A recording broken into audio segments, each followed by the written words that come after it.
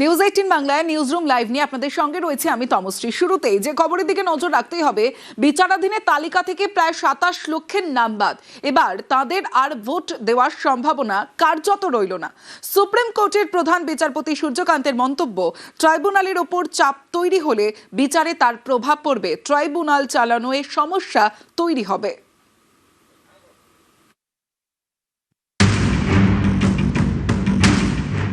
বিচারাধীন ছিলেন 60 লাখ, এর থেকে বাদ যায় 27 লক্ষের নাম। এই 27 লক্ষের এবার ভোট দেওয়ার সম্ভাবনা কার্যত আর রইল না। সোমবার সুপ্রিম কোর্টের প্রধান বিচারপতি সূর্যকান্ত বলেন, ট্রাইব্যুনালের ওপর চাপ তৈরি হলে বিচারে তার প্রভাব পড়বে, ট্রাইব্যুনাল চালানোর প্রশ্নে সমস্যা তৈরি হবে। এদিন নির্বাচন কমিশন এবং রাজ্য প্রশাসনকে প্রধান বিচারপতি নির্দেশ দেন, জুডিশিয়াল অফিসারদের যে নিরাপত্তা দেওয়া হচ্ছে তা যেন প্রত্যাহার করা না হয়। আদালতের অনুমতি ছাড়া অথবা গোটা নির্বাচন প্রক্রিয়া শেষ না হওয়া পর্যন্ত নিরাপত্তা দিতে হবে।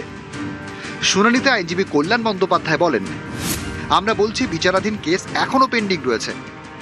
তখন বিচারপতি জয়মাল্য বাগচি বলেন, জুডিশিয়াল অফিসাররা সব বিচারাধীনের তালিকা শেষ করেছেন, 1-2 দিন বেশি সময় লাগলেও তারা কাজ করেছেন।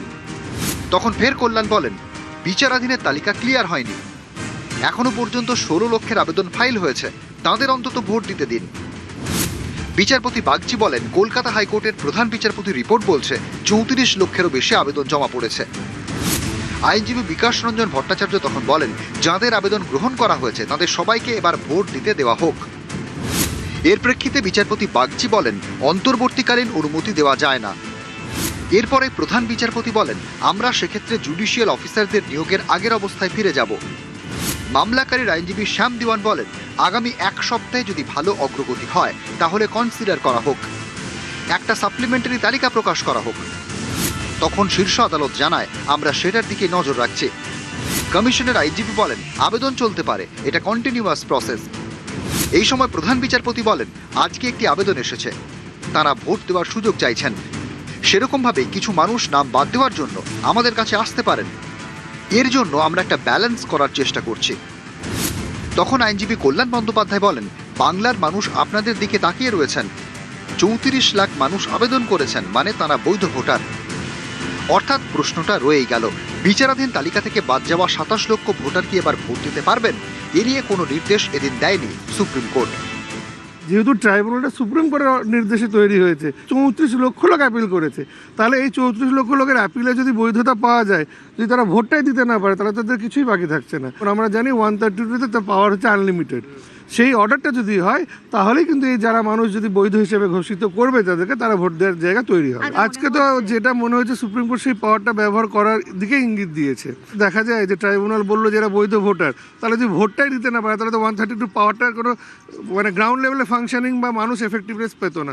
সেটা সুপ্রিম কোর্ট বলেছে, they will consider that article 132 যদি তারা এই যে আমাদের ইলেকশন রুল সেটা বাইপাস করে এই যারা বৈধ ভোটার হিসেবে ডিক্লেয়ার হবে তারা যেন ভোট দিতে পারে।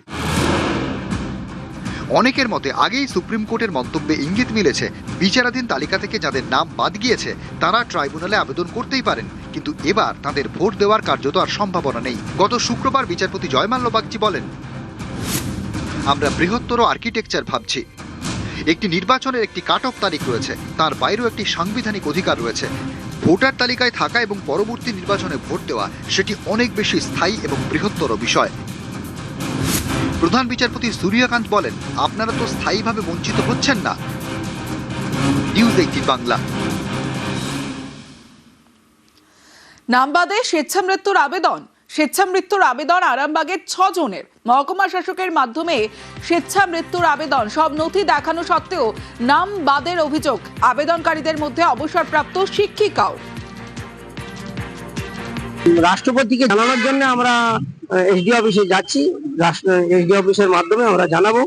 যদি এত কিছু থাকার পরেও আগামী দিনে আমাদেরকে এই ডিটেকশন ক্যাম্পে থাকতে হয়, তার থেকে তো মৃত্যু নেওয়া ভালো। তাই রাষ্ট্রপতিকে আবেদন করবো আমরা, তার থেকে আমাদের স্বেচ্ছায় আমাদের মৃত্যুর অর্ডার দেওয়া হোক, আমরা মরে যাবো, বেঁচে থেকে লাভ নাই। যদি ডিরেকশন কম বেঁচে দেয় তার থেকে মৃত্যু নেওয়াই ভালো।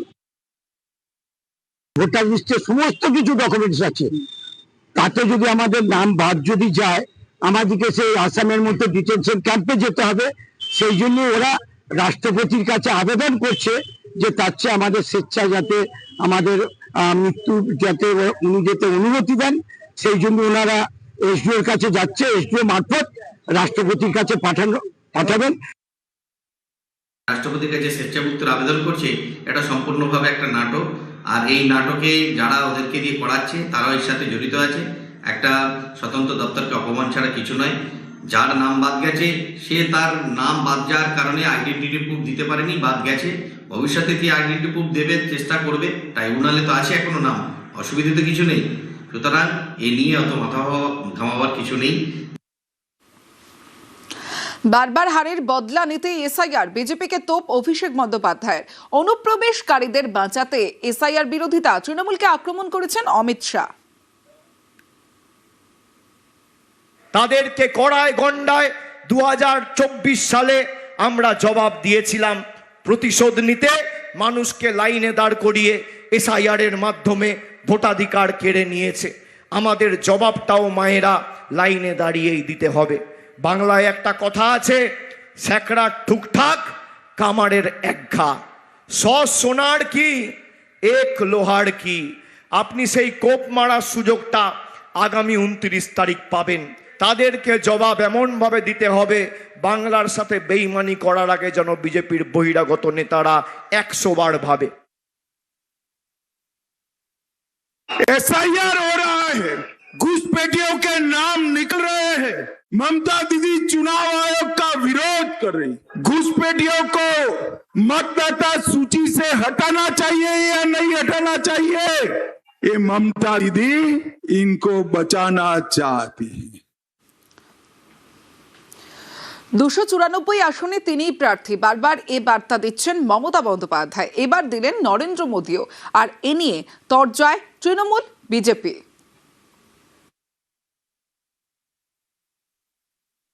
आप सब मेरे लिए मोदी है, ये सभी उम्मीदवार ये भी मोदी है। अब एक मौका मोदी को दीजिए। মোদিজি বলছেন উনি নাকি 294টা সিটের প্রার্থী। ঠিক আছে, তাহলে আপনি প্রধানমন্ত্রীত্বটা ছেড়ে দিন, দিয়ে বলুন আমি বাংলার মুখ্যমন্ত্রী হব।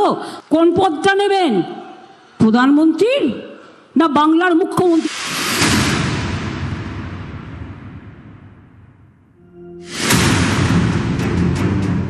রবিবার শিলিগুড়িতে সভা করেন নরেন্দ্র মোদী।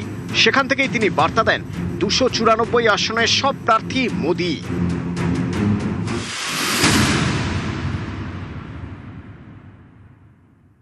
बंगाल के चुनाव नतीजे बंगाल का भविष्य तय करेंगे। आप सब मेरे लिए मोदी है, ये सभी उम्मीदवार ये भी मोदी है। 70 साल में आपने लेफ्ट को मौका दिया, कांग्रेस को मौका दिया, टीएमसी को मौका दिया। अब एक मौका मोदी को दीजिए, बंगाल की बेटियों की सुरक्षा के लिए। एक मौका मोदी को घुसपैठ से बंगाल को बचाने के लिए, कानून का राज स्थापित करने के लिए।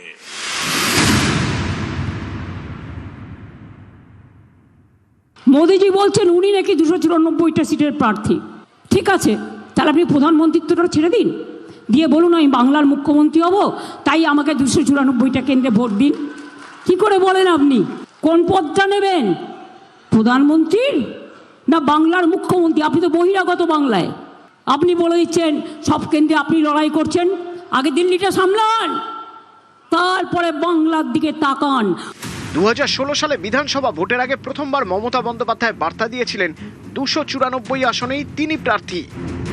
ক্যান্ডিডেট হচ্ছে মমতা ব্যানার্জি, 294টা সিটে আমি প্রার্থী। ক্যান্ডিডেট হচ্ছে মমতা ব্যানার্জি, 294টা সিটে আমি প্রার্থী।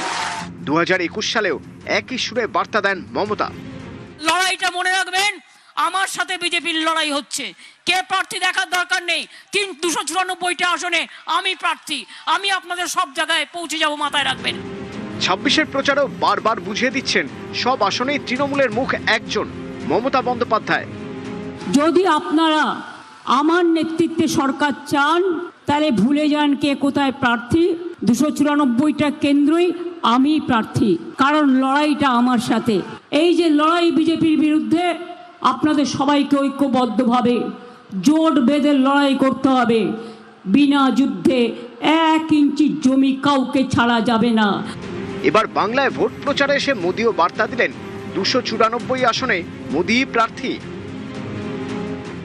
आप सब मेरे लिए मोदी है, ये सभी उम्मीदवार ये भी मोदी है। अब एक मौका मोदी को दीजिए।